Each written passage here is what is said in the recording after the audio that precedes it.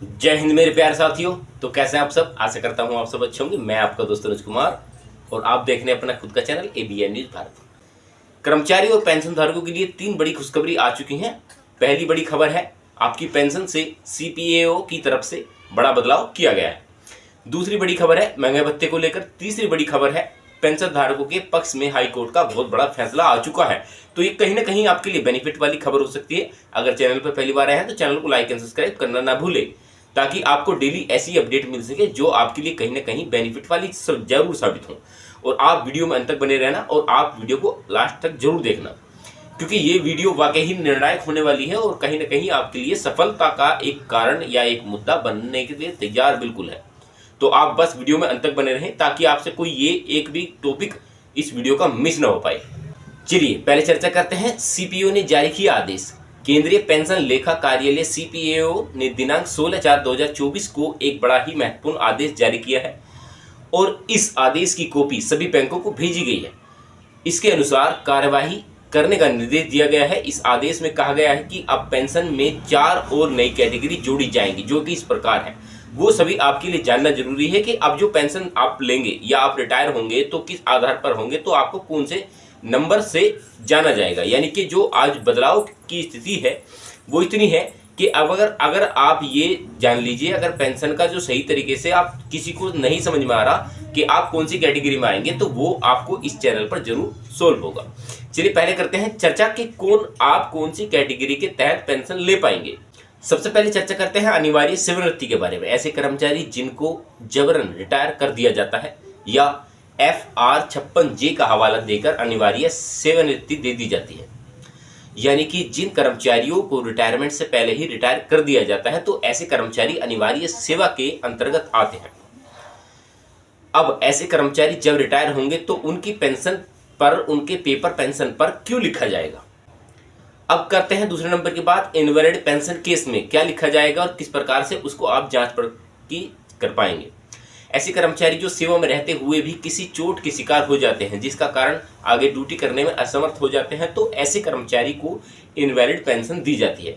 अब ऐसे कर्मचारी जब रिटायर होंगे तो उनके पेंशन पर L लिखा जाएगा। अब तीसरे नंबर पर आती है बात अनुकंपा भत्ते के आधार पर। ऐसे कर्मचारी जो सेवा में बर्खास्त, सस्पेंड किए जाते हैं या हटाए जाते हैं, यानी कि डिसमिस किए जाते हैं, तो ऐसे कर्मचारियों को अनुकंपा भत्ते के आधार पर पेंशन दी जाती है। अब ऐसे कर्मचारियों के पेपर पर, पेंशन पेपर पर R लिखा जाएगा। अब करते हैं चर्चा प्रो रटा पेंशन के बारे में। ऐसे कर्मचारी जो पहले केंद्र कर्मचारी थे, बाद में वे PSU या ऑटोनोमस बॉडी या किसी अन्य संस्था में एब्जॉर्ब होते हैं, तो ऐसे कर्मचारी को प्रो रटा के आधार पर पेंशन दी जाती है। अब ऐसे कर्मचारियों के पेंशन पर पेपर पर P लिखा जाएगा। अब जो आगे खबर है महंगाई भत्ते को लेकर है, वो भी आपके लिए जानना जरूरी है। आपका महंगाई भत्ता AICPI इंडेक्स के आंकड़ों के हिसाब से बढ़ता है। केंद्र सरकार के अंतर्गत लेबर ब्यूरो ऑफ शिमला की तरफ से हर महीने इसका आंकड़ा जारी किया जाता है। कुल 6 महीने के आंकड़ों को मिलाकर महंगाई भत्ता तय किया जाता है। AICPI का आंकड़ा नहीं हुआ जारी। साल में 2 बार महंगाई भत्ता बढ़ाया जाता है। जनवरी 2024 से कुल महंगाई भत्ता 50% हो चुका है। अब जुलाई 2024 में कितना महंगाई भत्ता होगा, उसका आंकड़ा लेबर ब्यूरो ऑफ शिमला की तरफ से अभी तक जारी नहीं किया गया है। नियम के हिसाब से 28 मार्च 2024 को ही इसका आंकड़ा जारी कर दिया जाना चाहिए था, लेकिन केंद्र सरकार इस आंकड़े को जारी करने में देरी क्यों कर रही है, ये समझने में बहुत मुश्किल हो रही है। RTI से मांगा गया जवाब। आखिरकार फरवरी का AICPI इंडेक्स का आंकड़ा 28 मार्च 2024 को ही क्यों नहीं जारी किया गया, इसे लेकर एक RTI डाली गई और उसमें पूछा गया कि केंद्र सरकार आखिरकार AICPI का आंकड़ा जारी करने में देरी क्यों कर रही है। अब जो आपके लिए स्पेशल खबर होने वाली है वो है छत्तीसगढ़ हाई कोर्ट से। पेंशन को लेकर हाई कोर्ट ने बहुत ही बड़ा एक फैसला सुनाया है। इस फैसले में छत्तीसगढ़ हाई कोर्ट ने कहा है कि पेंशन को रोका नहीं जा सकता।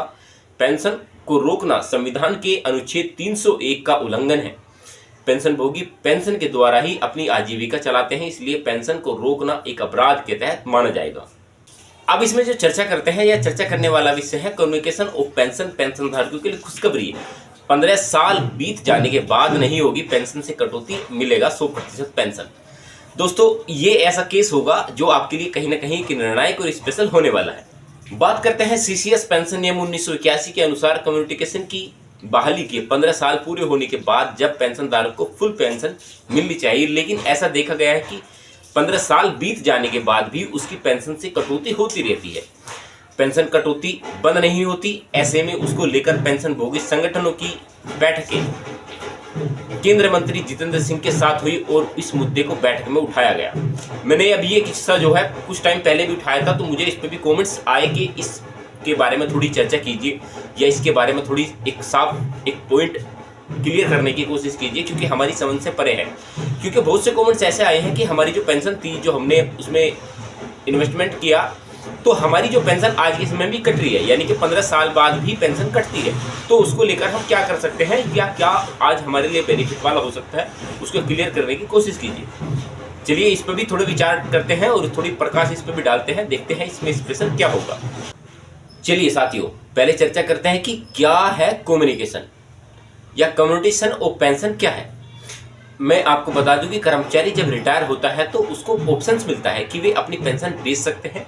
ऐसे में अगर आपने अपनी पेंशन बेची है तो आपको एक साथ अच्छा खासा पैसा मिलने वाला है और ये कटौती पूरे 15 साल तक लगातार चलती रहेगी। 15 साल के बाद आपको फुल पेमेंट यानी कि पेंशन जो होगी आपके 15 साल संपूर्ण होने के बाद वो आपको पूरा पैसा मिल जाएगा। अब ऐसे कैसे, अगर ऐसे केस की बात करते हैं हम जिसमें लगातार पेंशन कटती जाती है, अगर मान लीजिए 15 साल तक आपने अपना कंट्रीब्यूशन किया, लेकिन आप 16 साल 17 साल 18 साल लगातार कटती जाती है और वो बंद नहीं होती, यानी कि आपका पैसा भी नहीं मिला लेकिन आपकी जो पेंशन मिल गया, तो आपकी जो पेंशन है वो लगातार कट रही है, उस केस में आप क्या कर सकते हैं। नियम के अनुसार कम्युनिकेशन की अवधि 15 साल पूरे होने के बाद कटौती बंद हो जानी चाहिए और फुल पेंशन मिलनी शुरू हो जानी चाहिए, लेकिन उसकी पेंशन में से कटौती होती रहती है। कभी कभार तो 1 से 2 साल लगातार कटौती होती है। ऐसे में पेंशन भोगी जो 2007 से लेकर 2008 के दौरान छठे वेतन आयोग के बीच में रिटायर हुए थे, तो ऐसे पेंशन भोगियों की 7 समस्याएं ज्यादा देखने को मिलती हैं। इसके साथ साथ स्पर्श में माइग्रेशन के कारण भी ऐसी समस्याएं देखने को मिल रही है। अब चर्चा करते हैं 15 साल बीतने के बाद कम्युनिकेशन की कटौती बंद होगी या नहीं होगी।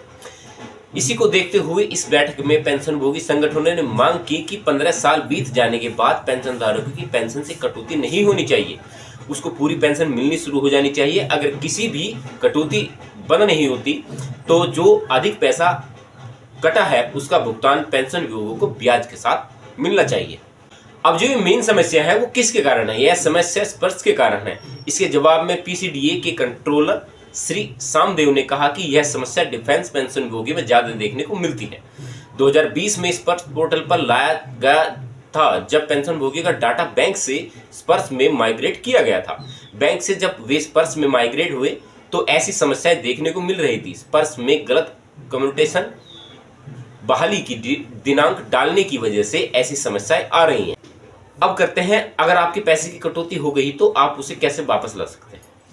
अधिक पैसे की कटौती को वापस करना। पीसीडीए के अधिकारियों ने बताया कि लगभग 7.5 लाख पेंशन भोगियों का माइग्रेशन बैंक में स्पर्श से किया जा चुका है, जिससे में कि 6 लाख पेंशन भोगियों का डेटा सही किया गया है। बाकी 1.25 लाख पेंशन भोगी केस पेंडिंग अभी मौजूद हैं, जिस पर काम चालू है। इसके साथ ही पीसीडीए के अधिकारियों ने बताया कि जो अधिक पैसे की कटौती हो गई है तो उसका भुगतान पेंशन भोगियों को वापस कर दिया जाएगा, लेकिन ब्याज नहीं मिलेगा। अब बात करते हैं डेटा और एंट्री के बारे में। सभी पेंशन धारकों की डेटा ठीक करें।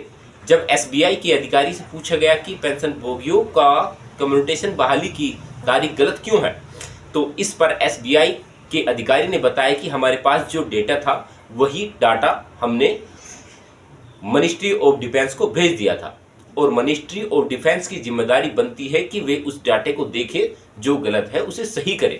दोस्तों, जो भी आपके लिए बेनिफिट वाली खबरें थी वो सभी बातें मैंने आपको बताने का एक एक करके प्रयास किया है, तो कहीं ना कहीं ये वाकई आपके लिए स्पेशल और निर्णायक साबित होगी।